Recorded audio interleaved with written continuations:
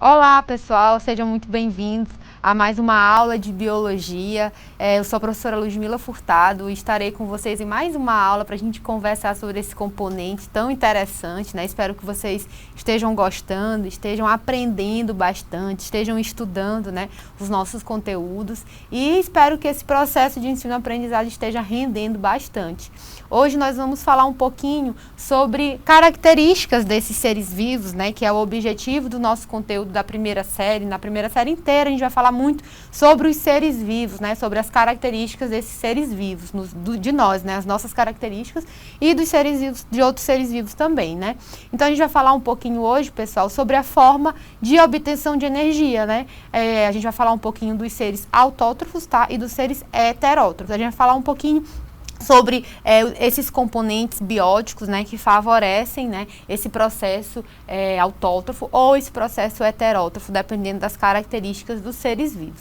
Então, sem mais delongas, nós vamos começar falando o que são, né, esses seres autótrofos e esses seres heterótrofos. A gente já falou bastante disso, né, espero que vocês já tenham fixado esse conceito. Os seres autótrofos, como o nome já diz, né, o próprio nome já diz, vocês podem ver aí no slide, auto quer dizer próprio, pessoal, né? Então, são os, e trófos quer dizer alimento, né? Então, são seres, pessoal, que eles conseguem produzir o seu próprio alimento, né? Eles conseguem adquirir a sua energia, eles não precisam de outros seres vivos para isso.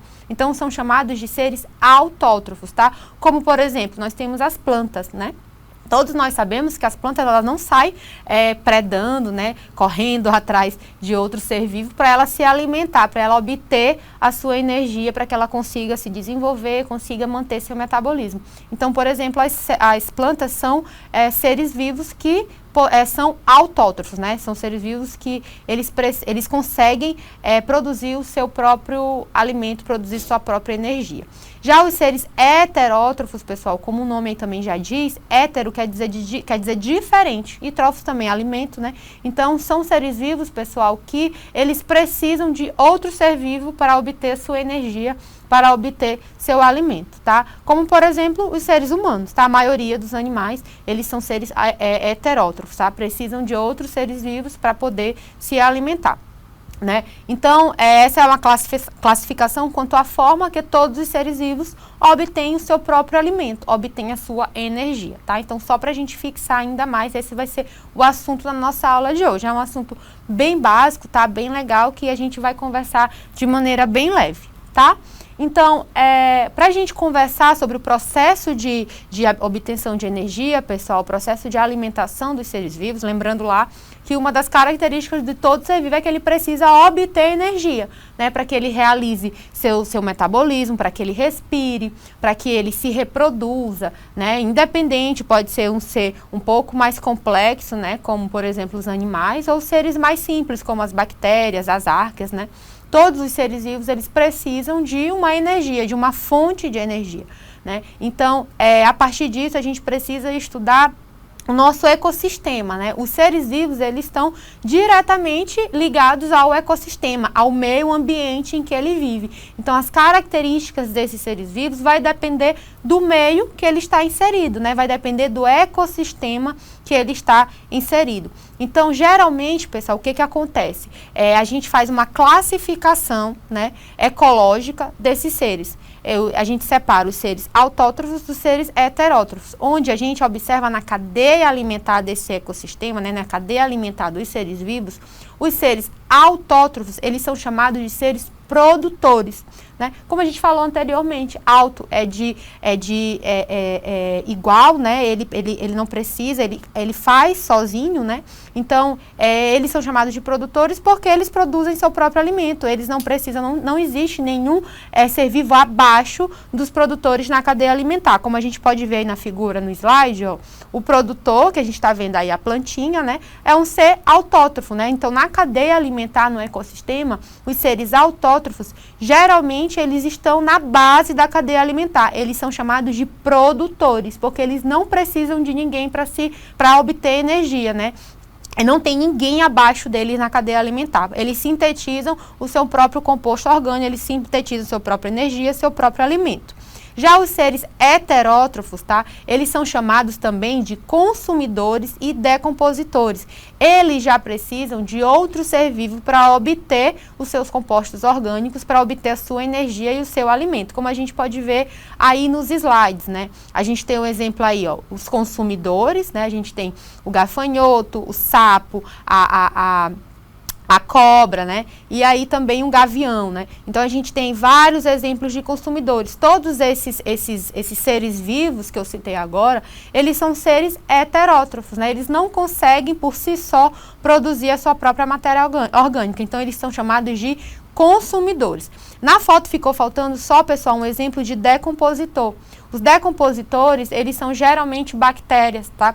São seres também, são bactérias heterótrofas, tá? Elas precisam de outro ser vivo para obter o seu composto orgânico. No caso do decompositor, eles decompõem, como o nome já diz, a matéria orgânica. Então, geralmente, eles se alimentam de seres vivos já mortos, né? Seres vivos em decomposição. E eles são importantíssimos para a cadeia alimentar, né? No ecossistema, porque eles conseguem renovar aquela energia, tá? Daquele ser vivo que está em decomposição. Então, os seres decompositores, eles são importantes porque eles renovam essa matéria orgânica, né? Essa energia, eles renovam para voltar para a cadeia alimentar. Por isso que a cadeia alimentar ela é uma cadeia em ciclo, né? A gente sempre vai ter energia ali sendo renovada, tá? A energia nunca acaba, porque é um ciclo, tá? Onde os decompositores têm essa função importantíssima de renovação de energia nesse ciclo, nessa cadeia alimentar. Tá, pessoal? Então, é bem tranquilo aqui, né? A gente vai falar mais na frente, na primeira série, a gente vai falar sobre a cadeia alimentar, sobre a teia alimentar, né? A teia alimentar ela é um pouquinho mais complexa, porque a gente começa a analisar as várias interações, né? Do ecossistema, né? As relações interespecíficas. E o que é interespecíficas? É a relação de espécies diferentes, né?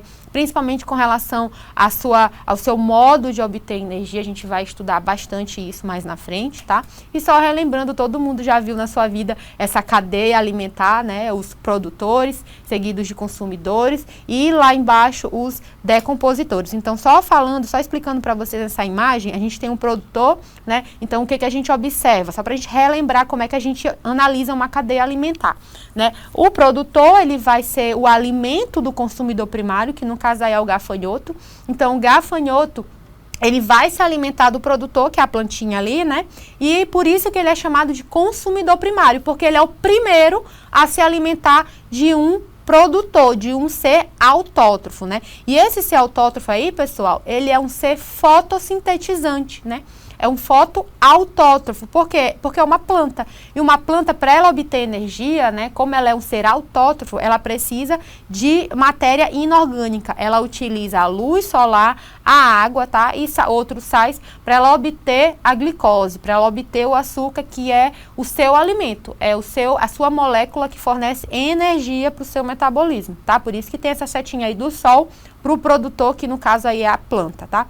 Então, o consumidor primário, que é o gafanhoto, ele é considerado primário porque ele é o primeiro a se alimentar do produtor. Aí, consecutivamente, né, indo mais para cima, a gente tem o sapinho, que se alimenta dos gafanhotos, então por isso ele é chamado de consumidor secundário. Mais à frente nós temos a cobra, que se alimenta do sapo, e aí chamamos de consumidor terciário, tá? E o consumidor quaternário, no caso aí o gavião, que se alimenta da cobra. E assim sucessivamente, tá? A gente pode ter vários níveis, tá? Tróficos, que a gente chama de níveis tróficos, dependendo dessa cadeia, dependendo dessa teia alimentar. E lembrando que os decompositores, eles também estão nessa cadeia, tá? Se alimentando desses seres aí, seja do produtor, seja do consumidor primário, secundário, terciário ou quaternário, ele se alimenta dos seres em decomposição, dos seres vivos que já morreram, tá? Tranquilo, pessoal, até aqui, né? Só lembrando um pouquinho para vocês novamente a cadeia alimentar, que a gente já viu isso desde o fundamental, tá? E aí, pessoal, a gente vai falar um pouquinho dos processos, de alguns processos que esses seres, tanto seres autótrofos quanto seres heterótrofos, fazem, né? Os processos que eles realizam e como eles realizam esse processo. Então, como vocês podem ver aí no slide, nós temos como processo autótrofo, né, que realiza o seu próprio alimento, que obtém suas sua própria matéria para gerar energia, nós temos os seres fotossintetizantes, que são os seres mais conhecidos como seres autótrofos, né? Que a gente tem como, por exemplo, as plantas, as algas, algumas algas, né? E algumas cianobactérias também, que realizam fotossíntese. E o que é a fotossíntese, professora? Como eu falei anteriormente, a fotossíntese nada mais é do que um processo, pessoal, de obter energia do sol, tá? A parte, juntando, então, a gente tem uma reação química que junta essa energia do sol, ela serve como energia para formar, então, a partir do dióxido de carbono, né, o CO2, como vocês podem aí, de moléculas da água. Então, por isso que a planta, ela precisa da água, a gente precisa regar as plantinhas para que elas consigam obter seu alimento através desse processo, tá? E aí, a luz solar, pessoal, os pigmentos, né, que a gente tem lá nas células das plantas, lembram, né, que as células das plantas são as células eucarióticas e são células que possuem o quê? Os cloroplastos, né? A gente já falou sobre isso também, são organelas específicas das plantas. Por quê? Porque nos cloroplastos nós temos a clorofila, que é a clorofila que absorve essa energia solar, tá? E faz com que ocorra esse processo que a gente chama de fotossíntese. E a partir disso, pessoal, como vocês podem ver aí no slide, a gente tem essa reação química, tá? Formando então uma molécula de glicose, tá? Que a gente pode ver aí, ó, C6H12O6, liberando também, além da glicose, que vai servir como alimento para a planta, tá? Vai liberar também o oxigênio, né? Então, por isso que a gente sempre fala que as plantas, elas são muito importantes para a oxigenação do nosso planeta. Elas não são as principais, tá? Mas elas também são seres vivos que são importantes para o ciclo do oxigênio, que é o gás que nós respiramos, né? Então, ela libera uma molécula, né, de glicose, água e oxigênio, tá? 6 moléculas ali, no caso, de oxigênio, como vocês podem ver na reação aí do slide de vocês. E do lado, né, nós temos de forma mais figurativa, né, uma flor, né, uma planta, obtendo energia do sol, né? Então ela absorve a água através das suas raízes, né, pessoal? As raízes das plantas, elas têm esses receptores, essas características, né? Através de um processo chamado de osmose, principalmente. Então a planta na terra, né, ela consegue absorver essa água que está presente lá. E aí ela incorpora o CO2 também nas suas células e gera, gera ATP, que é a energia, né? Gera glicose e também o oxigênio para o meio ambiente, com a ajuda, então, da energia solar, né? E da clorofila presente nas suas células. Então, de forma bem simples, pessoal, esse é o processo de fotossíntese, que a gente chama de fotoautotróficos, né? São seres que precisam da luz para quebrar essas moléculas, né? No caso da luz do sol, por isso que a gente chama de foto, e autótrofos porque eles realizam o seu próprio alimento, eles fazem o seu próprio alimento, né? Então, a gente chama também a fotossíntese de processo de fotoautótrofos, tá? Tranquilo, né, pessoal? Então, seguindo a nossa aula, a gente também, além desse processo, outro tipo de processo autótrofo, né, além da fotossíntese, é a quimiossíntese, pessoal. Nós temos algumas bactérias que são quimiosintetizantes. O que é a quimiossíntese, né? A quimiossíntese, pessoal, nada mais é do que a oxidação de compostos inorgânicos, né? Como eu falei anteriormente, que algumas bactérias fazem, né? As bactérias são bem conhecidas com relação a esse processo. E algumas árqueas também. Lembrando que a gente tem um domínio das árqueas, né, pessoal? Que foi um domínio que foi incorporado há pouco tempo. Nós temos 3 domínios. O das bactérias, o das árqueas e o dos eucariontes, tá? Só relembrando aqui os domínios quando a gente vai falar de reinos e domínios. Então, como vocês podem ver aqui, o processo de quimiossíntese, ele é um pouco parecido, tá, com a fotossíntese, né? Mas a gente não tem a formação, a liberação de água, né? Nessa fórmula, como a gente pode ver. A utilização, então, do gás carbônico e de água, gerando ATP, né? Gerando energia, formando, então, dependendo dessa matéria orgânica que foi utilizada, ele vai gerar uma matéria orgânica específica, né? Então, pode ser por nitrogenação e etc, tá? Liberando, então, uma matéria orgânica específica, dependendo do que essa bactéria, essa árquea vai utilizar, e também liberando oxigênio. tá? Então, nessa foto a gente tem um exemplo de uma bactéria falando todas aquelas estruturas que a gente já viu anteriormente, né? As características das células procariontes. Então, também de forma bem simples, né? Para vocês verem que não existe só a fotossíntese como processo autótrofo, né? Existe também o que a gente chama de quimiossíntese, como por exemplo, tá? E aí a gente entra, pessoal, então, no processo de algumas relações ecológicas, né, que a gente chama, que são os seres heterótrofos, né? Existem várias relações no ecossistema, né, várias relações interespecíficas no ecossistema, né, que pode acontecer entre os animais, os fungos, os protozoários e as bactérias também, elas podem ter, as bactérias não são só autótrofas, né? Existem bactérias que são heterótrofas, né?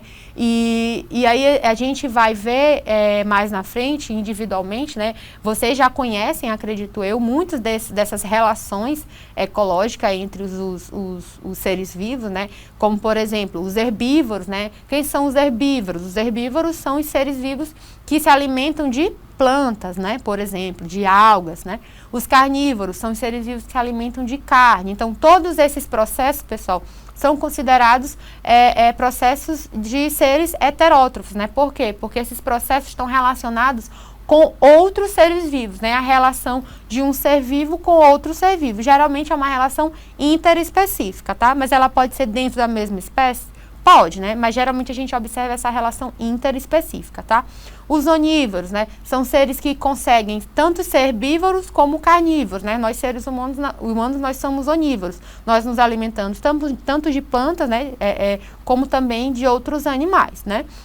O comensalismo já também é uma relação interespecífica, onde um ser vivo, ele se favorece em outro ser vivo, né? Mas ele não prejudica esse outro ser vivo. Né? Já é o contrário, por exemplo, do parasitismo.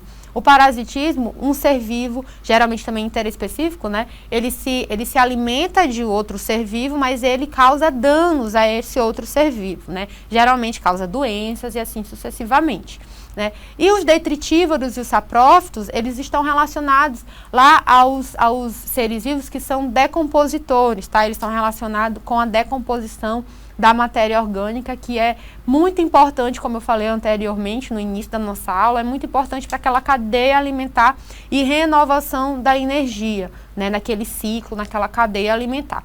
Então, os detritívoros e os saprófitos, eles estão muito ligados às bactérias, né, aos fungos e a outros seres vivos que têm como função de decomposição, né, que são geralmente os decompositores.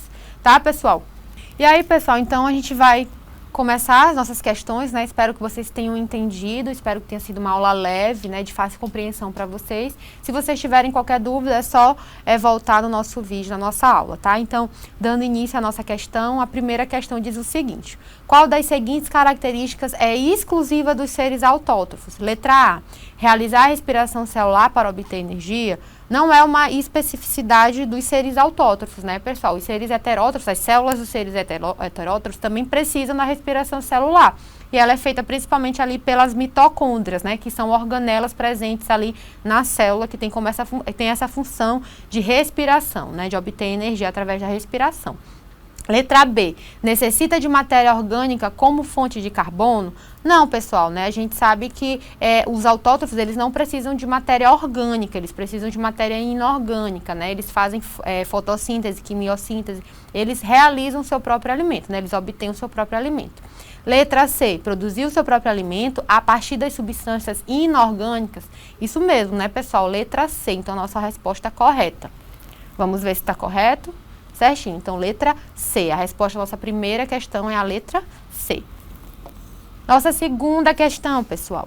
Um organismo que se alimenta de restos de animais e plantas mortas, né, é classificado como? Letra A, herbívoro? Não, né, pessoal? Carnívoro? Letra C, detritívoro? Ou letra D, autótrofo? A nossa resposta correta é a letra C, né, pessoal? Como eu falei para vocês. Os dentritívoros e os saprófitos, eles estão relacionados com a obtenção, né, esse alimento, a obtenção desse alimento através de matéria já orgânica morta, né?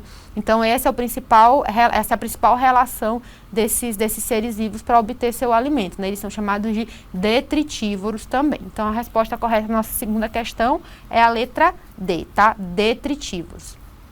Então, para finalizar a nossa aula, nós temos a nossa terceira questão, né, que ela fala o seguinte: qual dos seguintes organismos é um exemplo de ser fotoautotrófico, né? O que é um ser fotoautotrófico? Vamos analisar ali o nome, né?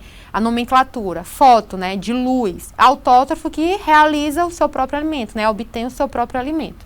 Então, um cogumelo... Não, pessoal, né? Cogumelo não é um ser autótrofo, tá? Uma bactéria decompositora, só por ser... A gente tem algumas bactérias que são autótrofas? Temos, né? Mas só por ter a palavra ali decompositora, nós sabemos que ela não é autótrofa, né? Ela é heterótrofa. Se ela é uma decompositora, então ela obtém sua energia através de uma matéria orgânica já morta, né? Letra C, uma água marinha. É uma água marinha, né, pessoal? Uma água marinha, ela é um ser autótrofo, tá? E ela precisa da luz do sol, da energia solar, tá? De luz para obter o seu próprio alimento, tá? E o protozoário parasita não. Só pela palavra ali também, parasita, a gente já sabe que é uma relação interespecífica heterótrofa, tá? Então, a resposta correta na nossa questão 3 é a letra D, né? Uma alga marinha, tá? Letra D. E é isso, pessoal. Eu espero que vocês tenham gostado da nossa aula de hoje. A gente falou um pouquinho sobre essa forma de obtenção de energia, né, dos seres vivos. E espero vocês na nossa próxima aula. Tchau, tchau.